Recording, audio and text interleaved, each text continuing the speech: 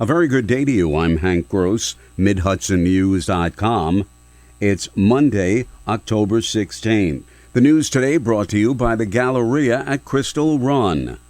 Sullivan County Public Safety Commissioner Scott Schulte is a member of the Emergency Volunteers Project, disaster relief and rescue organization, whose primary mission is to deploy volunteer teams to Israel in times of crisis. This is one of those times right now in the wake of the Hamas attacks, and Schulte is currently in Israel in a 14-day deployment to the southern region. He said they've already had rocket attacks not far from a spot from the Gaza border. Sullivan County Legislature Chairman Rob Doherty called him a hometown hero. He goes, to Israel to demonstrate to all of us just how committed he is to public safety, and really puts himself out there. And the county just couldn't be prouder to have a guy like him on our team right now. Schulte, who's been deployed twice before, said he is a team commander of 21 fellow volunteers from all over America under Israel's National Fire Service, approved by the Knesset, the Israeli parliament. Now that cannabis is legal for adult use in New York, a big question is, what do you market to the customers? Mike McGregor of Soft Power Sweets in New Paltz has been a chocolatier for 20 years, but wanted to introduce its chocolate lovers to cannabis. The bottom line is, it's a matter of taste. Trying to figure out how the cannabis world is going to react to chocolate has been a learning experience, because we're trying to figure out right now whether everybody just wants the cheapest cannabis that you can get per milligram, or if they're looking for quality of what you're eating. And what McGregor has concluded is it's a 50-50 mix of whether users want flavor or just to enjoy the effects of cannabis.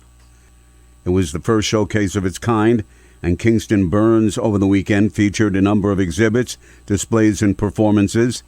The event featured Jazz Vespers, the plight of slaves during the Revolutionary War, at Old Dutch Church. Jazz Vespers, the plight of slaves during the Revolutionary War, included music and readings from Ulster County's first ever poet laureate, Kate Himes, Reverend Evelyn Clark reading The People Could Fly by Virginia Hamilton, and Old Dutch Church minister Rob Sweeney reading his own work, Up from the Ashes. We're honored to bring more inclusive programming to this year's Burning of Kingston event, said Mayor Stephen Noble. More news right after this. Find over 100 retailers allowing you to spend hours shopping safely at the Galleria at Crystal Run. Enjoy the big brands and the diverse selection of family-owned stores all in one location.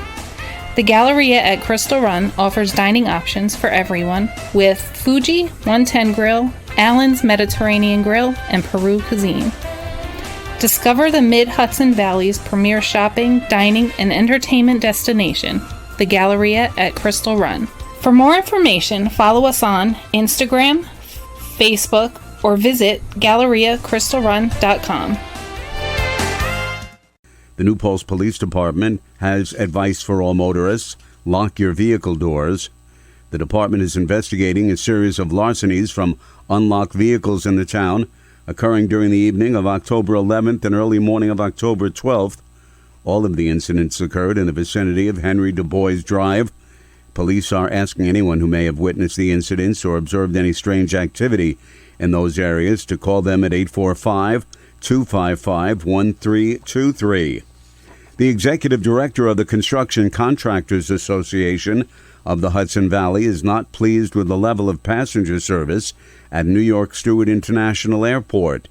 At present, the Newburgh area facility has flights to Florida and seasonally travel to Myrtle Beach aboard Allegiant Air, and flights to Iceland with connections to mainland Europe aboard Play Airlines. Alan Seidman acknowledges the Port Authority, which operates Stewart, is marketing the facility, but abysmal is how he describes service from the airport. I don't like throwing stones, but I think with a great airport like that and the infrastructure in place, I have a very hard time believing that there can't be some major airline that they could attract there. Seidman, who was an early influence in attracting service that began in April 1990, said there has to be some formula to bring some of the majors back to Stewart. The State Public Service Commission says it expects the state's utilities will have adequate supplies of natural gas and electricity on hand to meet the demands of residential and commercial customers in New York this winter. I'm Hank Gross, MidHudsonNews.com. The news today brought to you by the Galleria at Crystal Run.